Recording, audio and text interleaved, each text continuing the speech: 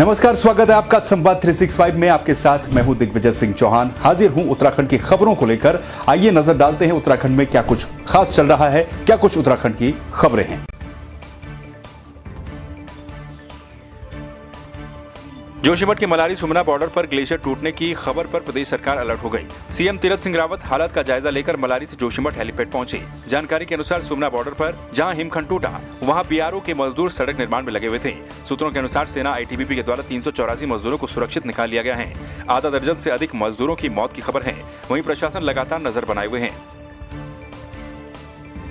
जहाँ पे घटना घटी है और नीति के पास सुहाना में, कुल मिलाकर के ये कह सकता हूँ कि वहाँ जो बीआरओ के द्वारा, उनके चीफ के द्वारा जो इनके पास आया है, रिपोर्ट आई है, आर्मी कल रात से पूरी तरह मुस्तैदी के साथ में वहाँ पे स्पॉट पे लगी हुई है। और हमारा जिला प्रशासन पूरी तरह से कल से ही रेस्क्यू किया है और एसडीआरएफ वहाँ आगे बढ़ी है। एनडीआरएफ भी पूरी वहाँ पर कुछ लोग पहुँचे हैं आगे तक, जहाँ तक वो जा सकते हैं। आर्मी के संपर्क में तो कल रात से ही हैं, वो लोग पूरी तरह रेस्क्यू कर रहे हैं और साथ ही आईटीबीपी की जवान लगे हैं।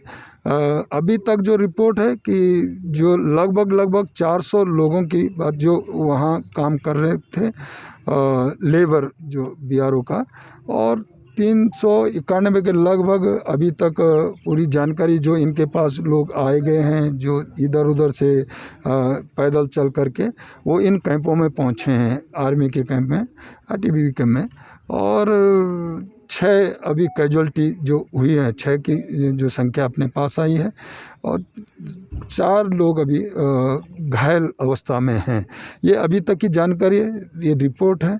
और बाकी अभी पूरी तरह से रेस्क्यू जब लगा, मैंने कहा कि आर्मी भी पूरी तरह लगी हुई है, वो कल से ही पूरी तरह वहाँ पर मुस्तैदी के साथ में जुट गई है। और आईटीबीपी और एनडीआरएफ के भी जवान कुछ पहुँचे हैं आगे। हमने उनको भी शायद वो गाजियाबाद आपका हमारे जो यहाँ पर स्टेट के पास हैं, वो भी पूरी तैयारी में हैं, कभी भी आ सकते हैं।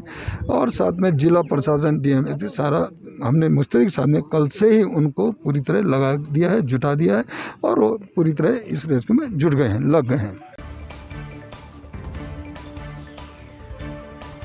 कोरोना संक्रमण को रोकने के लिए टिहरी जिले के सभी तरफ से होने वाली आवाजाही की जगहों पर चेक पोस्ट बनाई गई है।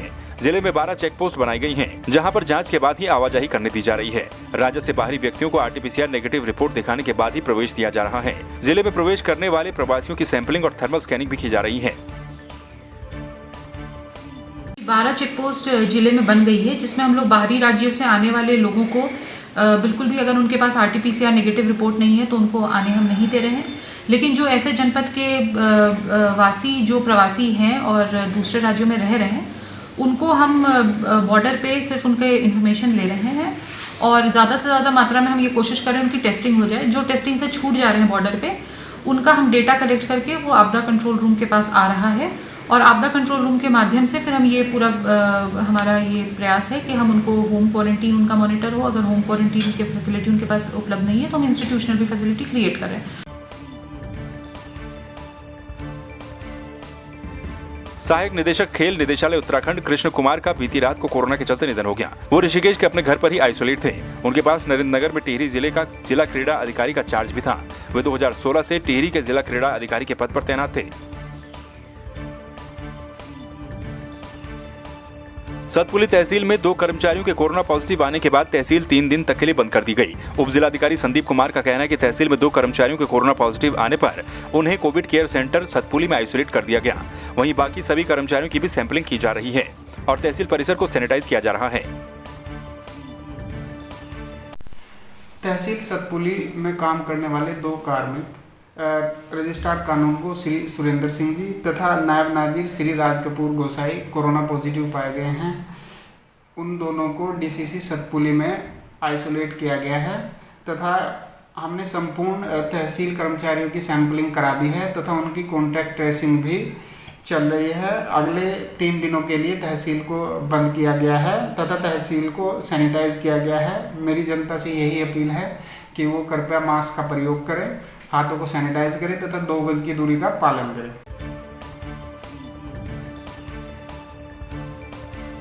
हरिद्वार के गुरुकुल कांगड़ी में पादप महाकुंभ का आयोजन किया जा रहा है, जिसमें ये बताया जा रहा है कि किस तरह से अपने दिनचर्या में बदलाव के साथ साथ भोजन आदि में परिवर्तन कर कोरोना को हराया जा सकता है।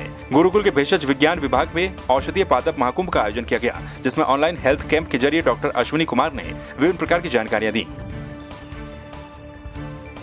अगर टेक्नोलॉजी के साथ हमने चलना है तो हमें कहीं ना कहीं अपने हेल्थ को मेंटेन करना पड़ेगा, और इसके लिए बहुत ज़्यादा ज़रूरी है कि जो हमारा लाइफस्टाइल है उसमें मॉडिफिकेशंस करने चाहिए जो कि हमारे हेल्थ को मेंटेन करें।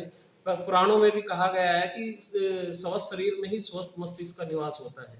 तो इसके लिए जितने भी जो डिसऑर्डर्स हैं उनको मैनेज करने के लिए अपने दिनचर्या में रूटीन में नित्य व्यायाम और पौष्टिक आहार का इन्वॉल्वमेंट बहुत ज़्यादा ज़रूरी है, ताकि हम अगर शरीर से स्वस्थ रहेंगे तो टेक्नोलॉजी में भी उतनी ही एक्सपर्टीज से हम अपना काम कर सकेंगे।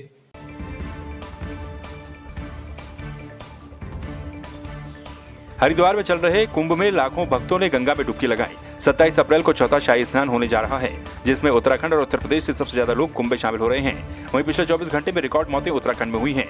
ऐसे में कई महामंडलेश्वरों के द्वारा लोगों से अपील की जा रही है कि घर पर रहकर ही गंगा स्नान किस तरह से किया जाए।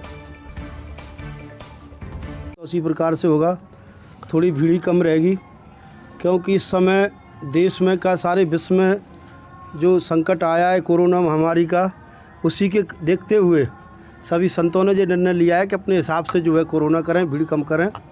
कोरोना के कारण स्नान में जो है आस्था का वही है, सभी लोग स्नान करेंगे मगर भीड़ नहीं होगी इस बार। देखिए, हमेशा गंगा का स्नान तो रहे, मन चंगा तो कटौती में गंगा।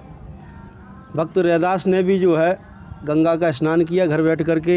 इस समय सभी से ये अपील है कि अपने घर बैठ करके जो है, जो नहीं आ पा रहे, अपनी आस्था श्रद्धा के साथ माँ गंगा से प्रार्थना करें।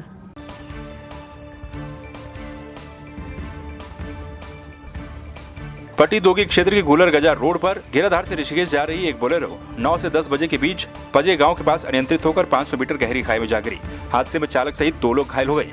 वहीं क्षेत्र के 3 अस्पतालों में डॉक्टरों की व्यवस्था न होने से घायलों को 108 की मदद से ऋषिकेश लाया गया। पजे गांव में एक बोलेरो 500 मीटर गहरी खाई में गिरी, जिसमें क्षेत्र के 2 व्यक्ति बुरी कदर से घायल है और पुलिस के रेस्क्यू के द्वारा उन्हें गवर्नमेंट हॉस्पिटल में उपचार के लिए भेज दिया गया। दोस्तों, मैं ये कहना चाहता हूं, अगर पाउकी देवी में, घेराधार में और गुलर में प्राथमिक हॉस्पिटल जो खोले गए हैं उनमें अगर सही व्यवस्था होती तो आज क्षेत्र में जितनी भी दुर्घटनाएं होती हैं उनके लिए हमें ऋषिकेश उपचार के लिए नहीं जाना पड़ता। गुलर में या पाउकी देवी में या वहीं पर उनका उपचार हो सकता था। ये बहुत ही विडंबना है। पहाड़ों पर जो लिंक रोड्स हैं उनकी बड़ी दुर्दशा है। हम आपको बता दें कि आज 9 से 10 बजे के बीच पट्टीदोगी क्षेत्र में एक बोलेरो जो घेराधार से ऋषिकेश की ओर आ रही थी, वो पजे गांव के पास दुर्घटनाग्रस्त हो गई। उसमें चालक और एक व्यक्ति और सवार था। बोलेरो 500 मीटर गहरी खाई में गिरी है और सूचना मिलते ही पुलिस की टीम वहां पर पहुंची है। रेस्क्यू करके उनको सड़क में लाया गया।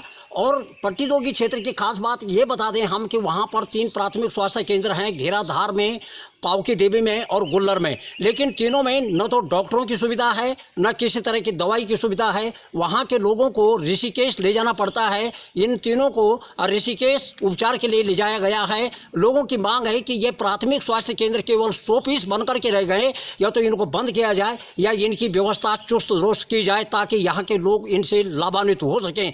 तो आपने देखा उत्तराखंड में क्या कुछ खास चल रहा है, क्या कुछ उत्तराखंड की खबरें रही। एक बार फिर से आपके सामने हाजिर होंगे उत्तराखंड की कुछ और खबरों के साथ। तब तक के लिए आप बने रहिए संवाद 365 के साथ। नमस्कार।